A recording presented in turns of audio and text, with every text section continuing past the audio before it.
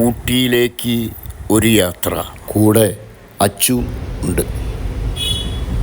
എറണാകുളം പുറപ്പെടുന്ന എറണാകുളം കാരയ്ക്കൽ എക്സ്പ്രസ്സിൽ ചാലക്കുടിയിൽ വെച്ച് ഞങ്ങൾ ഇരുവരും കയറിപ്പറ്റി. നേരെ കോയമ്പത്തൂരിൽ നിന്ന് ലഭിക്കുന്ന ട്രെയിനിൽ മേട്ടുപ്പാളയത്ത് നിന്ന് ധാരാളം ബസ്സുകൾ ഊട്ടിയിലേക്ക്. അച്ചു നല്ല ഉറക്കത്തിലാണ്. ഞങ്ങൾ കോയമ്പത്തൂർ ജംഗ്ഷനിൽ എത്തിച്ചേർന്നു. ഒന്നാമത്തെ പ്ലാറ്റ്ഫോം ലക്ഷ്യം വെച്ച് ഞങ്ങൾ നടന്നു. സമയം പുലർച്ചെ 3:23. കോയമ്പത്തൂർ ബംഗളൂരു ഡബിൾ ഡെക്കർ ട്രെയിനാണ് ഈ കാണുന്നത്. വിശ്രമത്തിലാണ്. ഇത് കോയമ്പത്തൂർ ചെന്നൈ വന്ദേ ഭാരത് വിശ്രമത്തിൽ. ഞങ്ങൾ ഓരോ ചായ കുടിക്കാൻ തീരുമാനിച്ചു. പുലർച്ചെ 5 മണിക്കാണ് ഇനി മേട്ടുപ്പാളയം ട്രെയിൻ. അതുവരെ പ്ലാറ്റ്ഫോമിൽ ഇരുന്ന് വിശ്രമിക്കാൻ തീരുമാനിച്ചു. ഈ സമയം കന്യാകുമാരിയിൽ നിന്ന് ദിബ്രുഗഡ് വരെ പോകുന്ന ട്രെയിൻ പ്ലാറ്റ്ഫോമിൽ വന്നു നിന്നു. അന്യസംസ്ഥാന തൊഴിലാളികളടക്കം യാത്രക്കാർ ട്രെയിനിൽ ഇരച്ചു കയറുകയാണ്. ട്രെയിനിൽ കാലുകുത്തുവാനുള്ള സ്ഥലമില്ല. ഈ ട്രെയിൻ പോയി അല്പം കഴിഞ്ഞ് ഞങ്ങളുടെ ട്രെയിനും പ്ലാറ്റ്ഫോമിലെത്തി. ഞങ്ങൾ അകത്തോട്ട് കയറി. ഒഴിഞ്ഞു കിടക്കുന്ന സീറ്റിൽ ഞങ്ങൾ ഇരിപ്പുറപ്പിച്ചു. അപ്പോൾ ഒരു ചായക്കാരൻ കടന്നു വന്നു. അയാളിൽ നിന്ന് ഞാനൊരു ചായ വാങ്ങി കുടിച്ചു.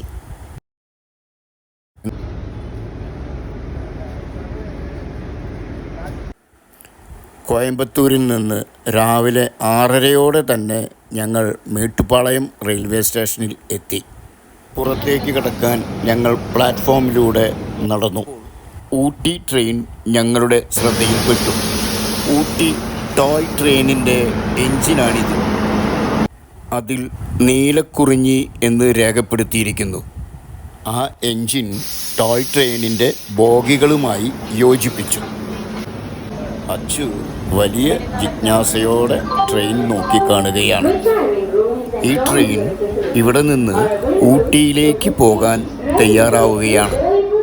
റിസർവ് ചെയ്തവർക്ക് മാത്രമേ യാത്ര അനുവദിക്കൂ. ഞങ്ങൾ റിസർവ് ചെയ്തിട്ടില്ല.